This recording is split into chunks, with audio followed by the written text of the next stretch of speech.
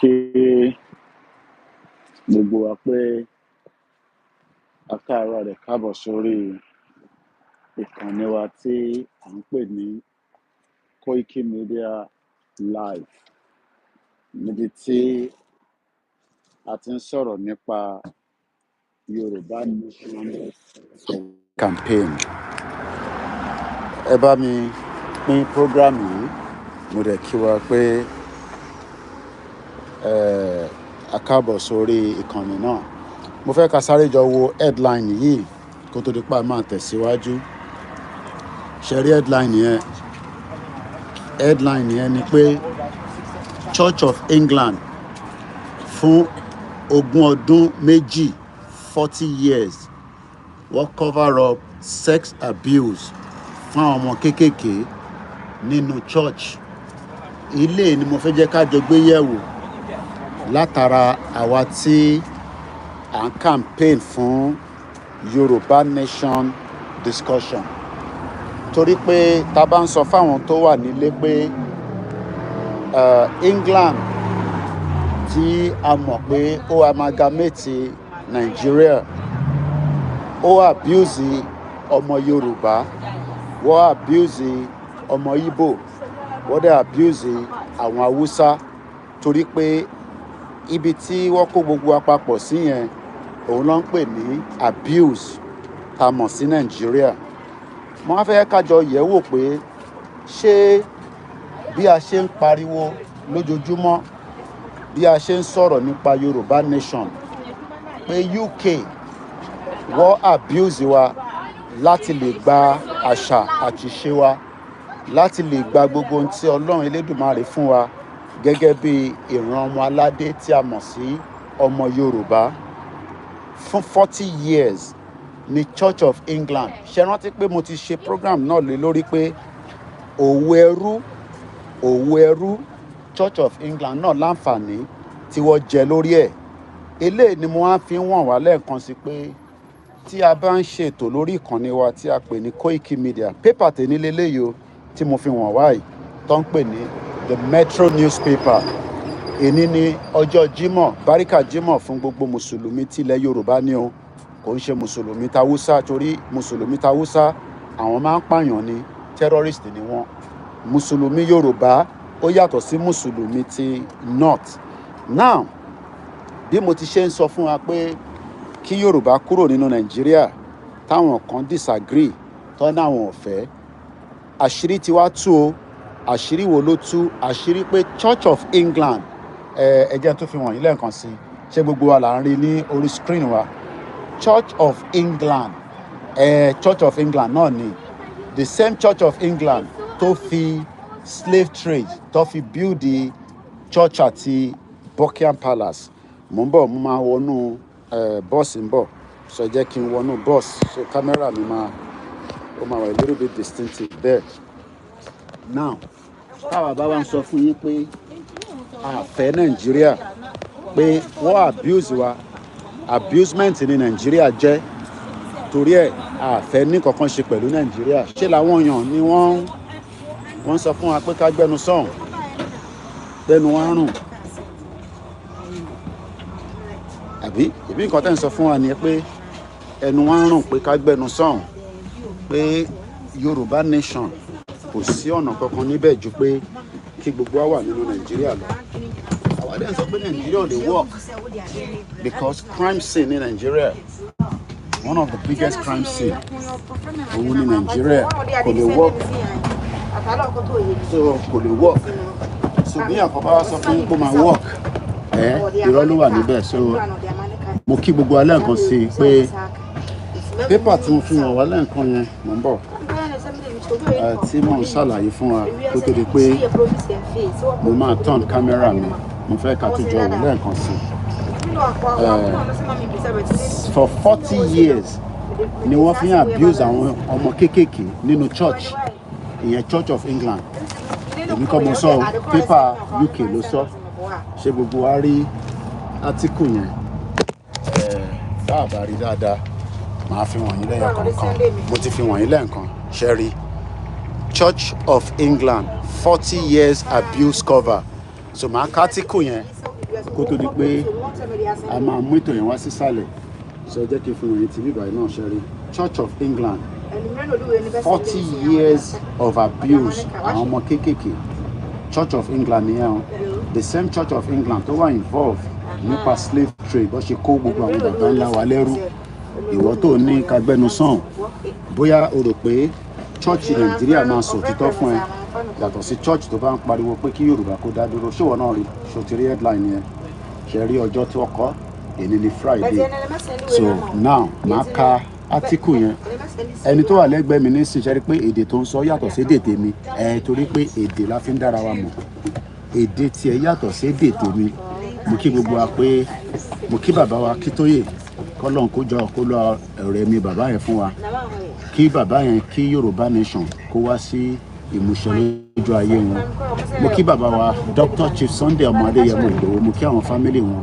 mo kí ìyàwó bàbá wa Professor Adébánjí Akíntóyè mo kí bàbá wa Ọ̀túnba Démọ́lá the deputy of the Yorùbá self-determination group mo kí Káyọ̀dé Mọ̀ọ́lá mo kí Àjàgùn mo kí Kọ́míṣọlá Kògbọ̀dọ̀kú mo kí olórí Èkó mo kí bàbá mi Kúnlé mo kí bàbá mi Olúṣesé ní Belfast mo kí gbogbo ọmọ Yorùbá tó ń bẹ ní Amẹ́ríkà Prophet Ológunlúwa mo kí Chief Imam mo kí gbogbo àwọn leaders wa pé ẹ ṣé gan ni tí ẹ ń bá wa ká lọ mo kí ní Ìlọrin mo kí ní Lagos ẹ bá mi gbọ́ wọlé share button mo bẹ̀ yín ni London lẹ́ ń wò láàárọ̀ òtútù ti dé gbogbo ẹ̀ ń tutù yínrín ni ìwọ náà bá wá gbé ní bíbáyìí tó bá máa fi tó 10 years arthritis á máa mú ẹ lẹ́sẹ̀ òtútù ló ń fà ẹ bá mi máa love ẹ bá mi máa share mo kí gbogbo àwa mùsùlùmí pé akọ́lá Jímọ̀ a dẹ̀ kó palẹ̀ mọ́ àwa tá ń lọ sí Ilé Ifẹ̀ fún program tí wọ́n fi ṣe ní next week gbogbo ìyàwó Yorùbá ẹ bá wa máa support àwọn èèyàn wa nílé láti lè ṣe gbogbo àwọn iṣẹ́ tó kù tó fẹ́ ṣe ẹ jẹ́ kí n sáré ka átíkù yẹn ẹ má bínú pé ariwo díẹ̀ pọ̀ lórí bus public transport ló ń pè so mo lè control now Webley criticized over scandal Church of England for 40 years abuser cover-up bó ṣe cover-up IT14 amalgamation bí àwọn bá ṣe cover-up another 50 years amalgamation wọ́n máa ń cover up ni ó dìgbà táṣìírí bá tú but ọ̀pọ̀lọpọ̀ expect pé káwọn balẹ̀ Yorùbá sọ fún yín lánàá pé a ti sign amalgamation o a ti wà nínú oko ẹrú mi o wọn ò ní sọ fún yín torí pé nígbà tí Church of England náà tí wọ́n ń ṣe abuse yìí wọ́n ò sọ fẹ́ni kankan 40 years ago àṣírí ti wá tú báyìí ìyẹn láàárọ̀ yìí ìyẹn mọ iye ẹ̀mí tí ó ti bá lọ látara abuse yẹn torí pé ẹni tó bá abuse títí ayédáyé ló máa rántí kódà tó bá kú àwọn generation náà máa rántí mo kí ìyàwó abálẹ̀ mo kí gbogbo àwọn Ìjẹ̀bú parapọ̀ mo kí gbogbo Ogun State mo kí Lagos mo kí ẹ̀yin Àlímọ̀ṣọ́ dáadáa ikú iṣẹ́ takuntakun mo kí gbogbo àwọn ti Èkìtì mo kí ẹ̀yin ti Oǹdó èmi náà ní Koikimedia níbi tí mo fi program tiwa a fi educate àwọn ọmọ Yorùbá tabatẹ̀ náà fẹ́ jà èmi á sì máa ní ká ṣe ẹ̀ṣẹ̀ education mo ń sọ̀rọ̀ nípa Church of England ẹ bá mi gbọ́ wọlé share button ẹ lọ share sí náà ẹ má jẹ́ pé ẹ̀yin nìkan lè ń dáwò ẹ lọ pe àwọn èèyàn wọlé pé Koiki ti wà live ó wà lórí fọ́nrán kọ́ wá wo ohun tó tún show London náà ni ibíbà yóò lè dàbí Nàìjíríà láéláé torí pé Nàìjíríà ìlú tí kò nífẹ̀ẹ́ aráàlú ni gbogbo àwọn ọmọ ti lọ sí iléèwé àwọn tó ì tí ì lọ́wọ́ ní appointment ni tí wọ́n máa fi di aago 9 ọ̀bí ọmọ kan dá kó máa rí gbèrègbè tí kò yẹ kó wà ní school tó ṣì ń rìn gbèrègbèrè gbogbo ilẹ̀ Yorùbá nísìnyí kò sọmọ kankan tó ń lọ sí school mọ́ gbogbo wọn ti di olóṣó kalẹ̀ àwọn ọmọ kéékèèké àti àwọn ọmọ 8 years old tó ń wọnú uncompleted building tó lọ ń jalè àríṣẹ́ ṣe omi ò ṣe pọn economy zero ṣé yẹn la fi jókòó tí a ní Church of England ọ̀rọ̀ Church of England mo mú wá láàárọ̀ yìí ẹ bá mi lọ pín program yìí sínú gbogbo platform pátápátá èmi ọmọ Ìjẹ̀bú ni mo ní èmi ní máa parí iṣẹ́ ìpẹ̀lú gbogbo yín kò ṣe mí nìkan mo kí yín o ẹ̀yọ̀kan ní Koiki you live near Edmonton mo sọ pé mo ń gbé Edmonton I can move anywhere because UK ni mo wà so èyí tó important ni ẹ bá wa lọ pín program yẹn. So, the Church of England cover-up sex abuse of at least 130 children and young men. Church of England abused the same Church of England that was doing cover-up with slave trade. Tó fi kó gbogbo àwọn èèyàn wa ní Africa Church of England, according to the Metro newspaper, the criminal Church of England, criminal Church of England, the same way Thomas slave trade, Tom Wasi, Bogbobi Tonkpeni, Britain Leni.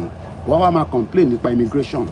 You can't complain about immigration when you have created problem in Africa. All the problem, we will bring it back here. You would have to suffer the consequence of putting Nigeria together with the Yoruba people. Britain will suffer this consequence as long as they do nothing to solve the problem. Britain, according to David Lammy that went to Nigeria, is telling us to remain in Nigeria for 50 years. That means 60 million Yoruba people and Nigerians will come to UK. We will live here, we will give birth, we will get benefit, and we will become British citizens. Until British goes back to the round table and de-amalgamate the created country called Nigeria, 60 million Yoruba people will come by boat, they will come by air, they will travel by leg. We will all bring them here. This is what will be the next campaign for Yoruba nation. We will import all the 60 million Yoruba people to come and live in UK, because UK created the crazy country called Nigeria, and until Nigeria dissolve, Yoruba people will return back to their homeland. Until then,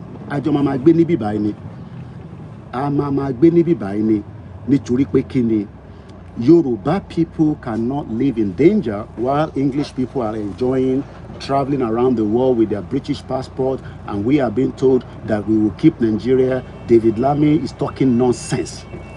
David Lammy is talking nonsense, just like Church of England cover up the abuse. What in abuse were for 110 years of the fraudulent British created Nigeria.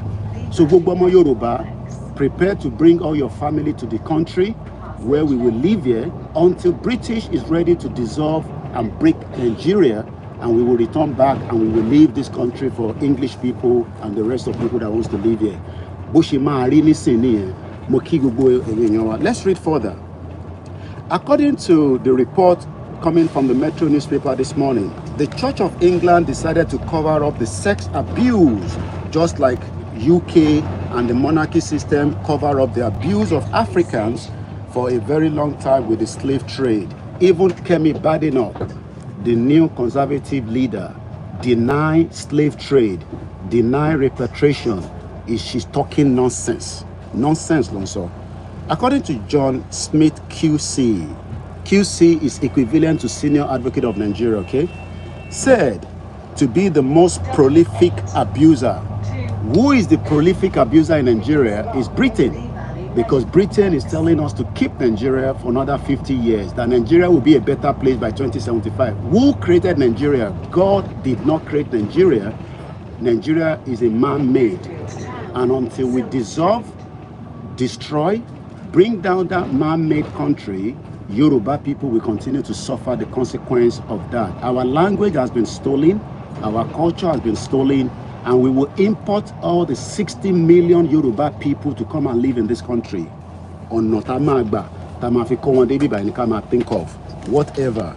But according to the report, Toba Sokwen called prolific abuser is just the same way that the Yoruba politicians are prolific abuser. They continue to abuse innocent people. Terrorist is created. Yoruba economy is destroyed, while the British economy continue to buoyant, using Nigeria as their partner in crime.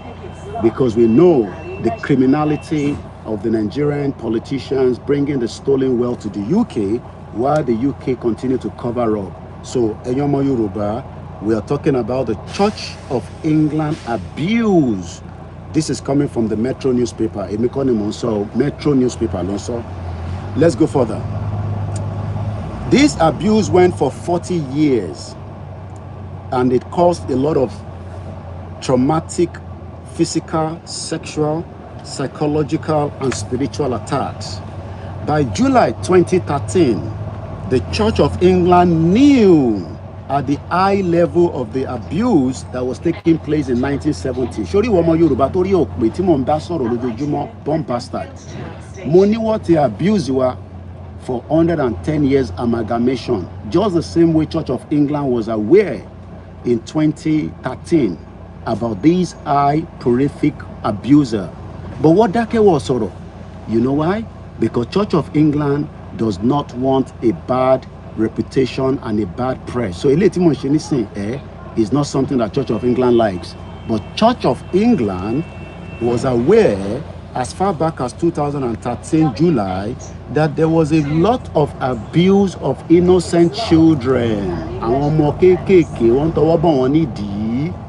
Wọ́n tọwọ́ bọ̀ ọmọ kéékèèké nídìí bí wọ́n ṣe ń tọwọ́ bọ̀ wọ́n nídìí tá à ń pariwo pé ẹ jẹ́ àgbà wọn mọ́ wá sílẹ̀ tó lórí burúkú kan a máa sọ fún mi pé kí n dákẹ́. Ó dẹ̀ ń gbé ní UK o. A ka pépà láàárọ̀ yìí nísìn. A máa sọ pé I know my right. But kò fẹ́ jẹ́ kẹ́yìn ní right.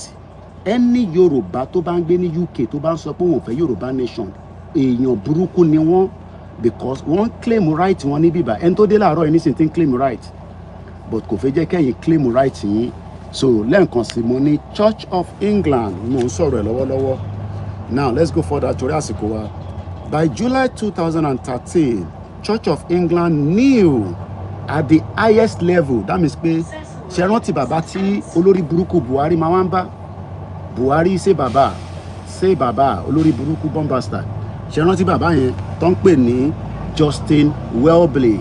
Justin Welby is a friend to a terrorist man called Buhari because Buhari was a killer that brought in Fulani terrorists to Yoruba land and destroy Yoruba economy, Yoruba farmers. He's a friend to Justin Welby, the Archbishop of England. Let's go further. Nígbà tó di 1970 ni wọ́n ti ń tọwọ́ bọ̀ àwọn ọmọ kéékèèké nídìí about 40 years ago. Can you imagine that? Now, àwọn wo ló wá mọ̀ nípa iṣẹ́ yìí? It added, but Archbishop of Canterbury, Reverend Justin Welby, the friend to Boko Haram, the terrorist man, and another senior bishop failed to pass on concern so that abuser escape justice. Just like I want Yoruba people to escape justice, olórí burúkú ọmọ Yorùbá tó ń gbé ní UK tó ní ṣàǹfààní tó ń sọ fún mi pé kí n dákẹ́ pé kí n lọ wáṣẹ́ bàbẹ́ ò ní kúure tó bá ní kí n lọ wáṣẹ́ tó bá ń gbé ní ó bẹ́tà kó má dá sọ̀rọ̀ tó wà nílẹ̀ tó bá sọ pé nǹkan tá à ń ṣe pé kò ṣe the right thing bàbẹ́ ò ní ṣoríire àwọn tó bí ẹ tó bá ti kú wọ̀ ní ikú wọn máa jẹrà síbẹ̀ nítorí ìkàlẹ̀ ẹ̀yin wà ní UK and claim right nílùú onílùú o ti ní British passport o ti ní indefinite stay o ti ní 2.5 years o wá fẹ́ kí àmà Yorùbá bá ń ṣiṣẹ́. If Yoruba land was working, you don't need to send any money to anybody back home to survive because Yoruba land has been destroyed by Britain and their Fulani counterparts. That is the reason why we are suffering. So we are using this article to remind us that this is the kind of cover-up that Britain did with Nigeria, and David Lammy has gone to renew the agreement for another 50 years. The British government is saying that Nigeria will be a better place by 2075. By that time, we will import all the 60 million Yoruba people to come and live here. We will bring them here through the boat, anywhere, and they will give birth here. We will squeeze everything. We will collect benefit.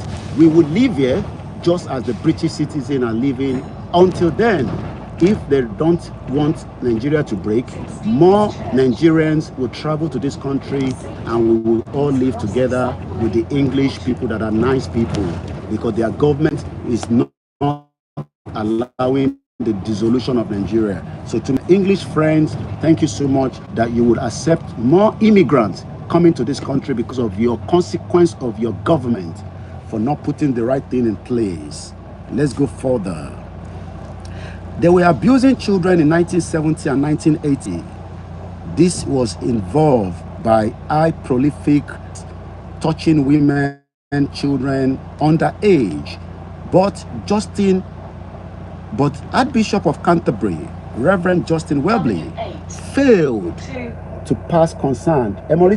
Pass concern because Church of England does not want a bad press. Let me show you the face again. So before you start saying Koiki, we can't see the man. And this is Justin Welby, okay?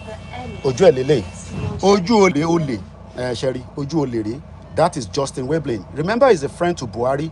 Every time Buhari was coming to London, Justin Welby would go and visit him, and we don't know what they were talking about. He was a farmer that works in Shell. Justin Welby, Ochishishe in Nigeria as a Shell. But this morning, Church of England is in the press in the UK. Nigerian newspaper will not pick on this. And Olori Buruku bomb bastard. So that is Justin Webley. Ojo Elele. Okay? Criminal, touching on innocent children. So let's continue. Hello. 2013, this man, Reverend Justin Webley, knew about the abuses, just as Igboho knew that Fulani are killing us, Fulani are terrorizing us. But Olori Buruku Yoruba people do not want Igboho to finish the job. They wanted to assassinate him in July 1st, 2021. They killed 2 people in his house. They even took his cat after they killed it. Now, to complete this discussion this morning, let's take it back to the current state of things in Nigeria. How many Nigerians have been abused by the 1914 amalgamation? Can you put it in the comment section, please? How many Nigerians they were what he abused? Láti ìgbà tí àti pín tàti wà nínú Nigeria. How many Nigerians, how many Yoruba people remember that during Buhari 8 years, an Olori Buruku shot man devil, Pastor Ruga, 40,000 Yoruba people were killed. 40,000. And you know what? It was all cover up. Because it was all cover up. This is the reason why we are calling for a peaceful dissolution of Nigeria. Nobody wants war. Nobody wants trouble. All we are saying is that dissolve Nigeria, there will be peace. If you don't dissolve Nigeria, every British institution would have to find their way back out of Nigeria. It doesn't matter where they are operating. We will not allow such in Yoruba land, Afitabagba country where our mamo intajoma barawashi. So that is how far we're going to take you this morning. Let me bring it back to my face. As I end this program in the next few minutes, I hope you understand that tí Yorùbá ò bá kúrò nínú Nigeria, ìyà máa jẹ wá pa ni. So Church of England, I see. Can see them. This is the face of the criminal man, not this man, not this pastor. This one, ele ló ń tọwọ́ body. Ó ń tọwọ́ body àwọn ọmọ kékèké. Prolific abuser. But this man was told in 2013 that look, there is an abuse of people, just like Yoruba people were abused until Baba Kitoye came out and said, no, this can't happen. You can't abuse our people. But stupid Yoruba people, Tambasoro, only Koiki Montonso, Mudupe paper, Maloto, Koda Moni, Fisibiti, Yawi Matilos, like Boy, Omalo, Fige, issue just Sunday, Moloto, you paper, that. You run people, Tibati Desale, and say, more papers, Tibati were training.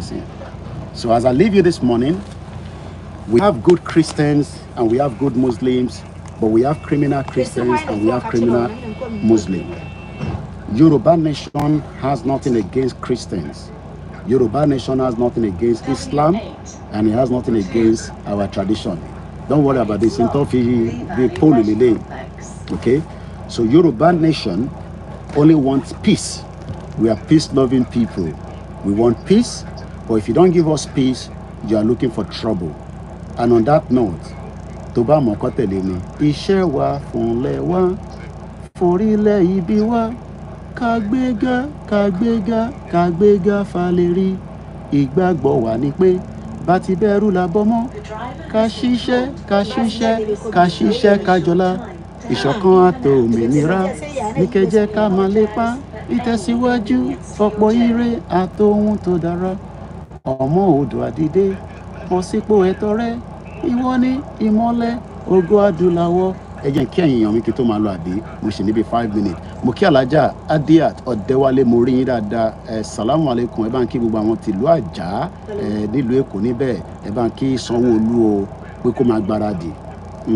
EFCC kúkú ti fi gbé Sanwó-Olú báyìí ó lè. Mo kí Bishop Adesina, ó ti tọ́jú owó ẹ̀ pamọ́ sínú rúbà. Wò tí Nàìjíríà bá ti pín, Ọlọ́run jẹ́ orówó ẹ̀gbà. Mo ò ní kókó gbogbo ẹ̀ lọ síbẹ̀ o. But owó Nàìjíríà máa depreciate ni, kò ní lọ sókè láíláí. Ó bá àbẹ̀ Ọlọ́run pé kó lọ sókè, kò ní lọ sókè. Tọ́jú náà owó ẹ̀. Má jẹ́ kẹ́nìkan kan sọ fún mi pé rúbà owó ni kinní kan ni. Olórí burúkú lẹ lòmíì, wọn ò ní kankan ṣe. Kọ́ bá nǹkan jẹ́ lọ́mọ̀. Lọ tọ́jú owó ẹ̀ pamọ́ sínú rúbà. Kó bá mọ nǹkan pè ní rúbà, pè mí.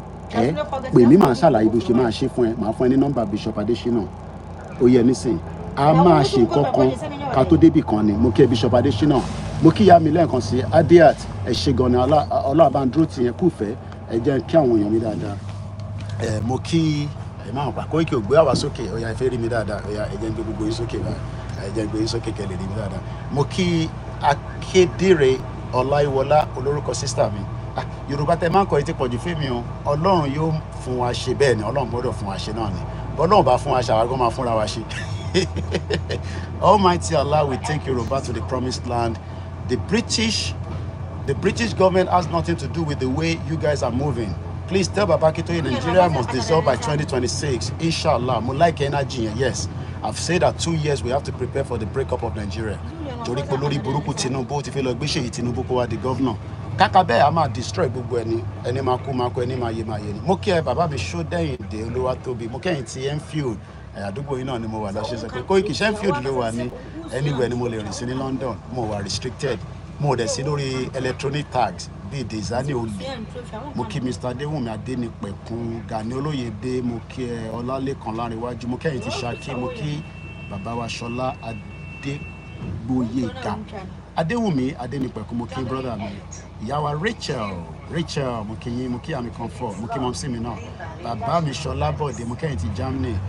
Ìyá mi Richie Ṣótáyọ̀ ẹ fún mi lówó jímọ̀ alájáde máa ń fún mi lówó jímọ̀ nígbà tí mo wà ní phase 2 tó bá ti fẹ́ jáde báyìí tí bá ti náwó tí mo sì mi sẹ́ndì tán wá sáré fún mi lówó kékeré pé kí n fi ṣe jímọ̀ tàbí máa fún mi náà lówó jímọ̀ Johnson British mo máa láìkó orúkọ yìí kẹ́ mo kí yín o Ọlásùnkànmí Lawal mo kí yín brother mi mo kẹ́yìn ti Belfast Ṣèyí R. Vanda mo kí yín ẹ̀yin beautiful sisters tó bá yẹ pé mo ì tí máa rí ní gbogbo yín ni máa fẹ́ mo ti ní àwọn ìyàwó tèmi àdẹ̀dúpẹ́ fọ́lọ́run pé mo wà satisfied àwọn ọ̀rẹ́ ìṣojú kòkòrò Fẹ́mi Adéyẹmí brother mi mọ̀mísí ń kọ́ńbẹ̀ báńkì mọ̀mísí Wazobia orúkọ ńlá mo kí Simon Ekpa ìyá mi Stella Ṣódẹ́yìndé mo kí mọ́mí ṣàlàfíà lẹ́wà Ọlọ́run bá ń dúró tì gbogbo ẹ̀yin tí ẹ̀ ń wá ìwé yín ẹ ṣe sùúrù ìwé yẹn máa dé 15 years ló take èmi náà kí n tó gba British passport mo ti gba British passport mo níwèé ó pẹ́ díẹ̀ ara jàǹbá tó ṣe fún wa nìyẹn gbogbo ẹ̀yin tẹ́ ń wáwèé l'Amẹ́ríkà ní UK ẹ má fòyà ẹ má mikàn ẹ má ìkẹ́ni kankan sọ fún yín pé kò ní possible okay 15 years kódà mo bímọ gan wọ́n fún mi níwèé mo bímọ wọ́n fún mi níwèé bá dúpẹ́ pé after 15 years wọ́n fún mi níwèé so kò dẹ̀ sígbà tẹ́yìn bá máa tẹ̀ máa fẹ́ fi lọ́lé Yorùbá nation lẹ́ ń bọ̀ mo kí gbogbo àwọn medias wa Daniel Ezechukwu, good morning. All hail Biafra. All hail Woto airborne. We give Nigeria Woto. No peace for evil people. They no go sleep. Aristo Sakwe Koiki, you are getting on WA. That bus operates near Edmonton, Lee, and Enfield. Benny, you're right. Thank you so much, Mr. Aristo Tutor. Mo kí gbogbo ẹ̀yin wa ta ló tún wà bẹ́ẹ̀ Mr. Ojo Banjo mo kí yín o ẹni tó bá kí mi náà máa kí yín o Kabiru Olakunle Koiki you live near Edmonton mo ń gbé ní London mo dẹ̀ ń gbé ní America mo ń gbé ní Europe àwa ọmọ Ìjẹ̀bú mo kí yín o ta ló wà bẹ́ẹ̀ Yẹmí Fátókì ẹ̀gbọ́n mi dáadáa kò ní bàjẹ́ fún ẹ kò ní tán fún ẹ láíláí àwọn yẹn máa ń send owó sí mi ní gbogbo gbà láti Nàìjíríà ni mo kí ẹ. So I think that is about it. Thank you so much. Àti ṣe 30 minutes. Ẹ túbọ̀ support wa. Mo ti ra phone mẹ́ta at the average of 160,000. Ẹ ti rí pé àwọn ọmọ wa ti ń jáde léraléra nísìnyí kò ń ṣe Koiki nìkan ló ń jáde mọ́. Support tẹ̀ ń fún mi ni mo fi ń ṣe. Àtowó tèmi náà ní mo rán rápọ̀ mọ́ra wọn. A ṣì need phone mẹ́ta sí mo bẹ̀ yín lẹ́jọ́. Mo bẹ̀ yín mo ṣakọ. Mo ṣì need phone mẹ́ta brand new. Mo ti ra mẹ́ta kódà mo lówó láti rà míì ẹ jẹ́ ń sẹ́ndì owó mẹ́ta káwọn mẹ́ta tó kù náà lè máa wá sórí program kó máa bá yín sọ̀rọ̀ kó má jẹ́ pé Koiki nìkan lè ń rí so I need 3 more phones tabarẹ́ni tó fẹ́ ṣe fún wa £100 ó máa rà £100 is about almost 200,000 wàá lè ṣe data lé lórí èmi á máa ṣe data fún wọn mo dẹ̀ ti wọ́n ni wọn tó bá ti sọnù pẹ̀rẹ́ àmọ́ máa yọ́nu owó oṣù wọn ni èmi ò dẹ̀ fẹ́ kọ́ lọ gba easy bite Koikimedia ò lè máa ní káwọn staff lọ gba easy bite náà kò dá bẹ́ẹ̀ a ti rà fún wọn rí níbi 2 years 3 years ago but as usual Nigeria electricity ló bàjẹ́ so mo bẹ̀ yín ni gbogbo ẹni tó bá nídìí OP account mi ó dẹ̀ pẹ́ fẹ́ fún mi ní pounds ni ẹ jẹ́ ká ra mẹ́ta yẹn ní weekend yìí kò sí nǹkan mẹ́ta lè gbé dání ṣe ríran fóònù mẹ́ta ló wà lọ́wọ́ èmi nìkan so mo bẹ̀ yín ni gbogbo ẹni tó bá fẹ́ mọ̀ nípa rúbà bẹ́ẹ̀ ṣe máa tọ́jú owó yín bóyá tẹ̀ tí ì lówó ẹ lọ ṣí ṣebí kan náà lẹ ṣí Facebook lẹ ṣí Twitter lẹ ṣí TikTok ẹ lọ ṣí rúbà èmi náà lọ ṣí OP but mo sì ní rúbà account ẹni tó bá fẹ́ mọ̀ nípa rúbà ibi tẹ́ fi tọ́jú owó yín sí ẹ má yẹ káwọn wèrè kan sọ fún yín pé wọ́n máa gbówó yín lọ irọ́ ni o olórí burúkú àwọn ọmọ Yorùbá tó ní kankan ṣe láwọn yẹn o torí pé Facebook tá à ń lò ní sinta ló mọ̀ rí Twitter tá à ń lò Instagram tá à ń lò gbogbo tá à ń lò yìí so we have to trust and believe in ourselves tá a bá débi tá a fẹ́ dé gangan a máa ní Yorùbá Central Bank tó máa operate fully so ẹ jẹ́ kí n máa lọ lẹ́ẹ̀kan sí thank you so much God bless Yorùbá land God bless every one of us ẹ bá mi pín ètò yìí love your Koikimedia tó bá di 11 I join Star Radio láti inú studio wa good morning bye for now.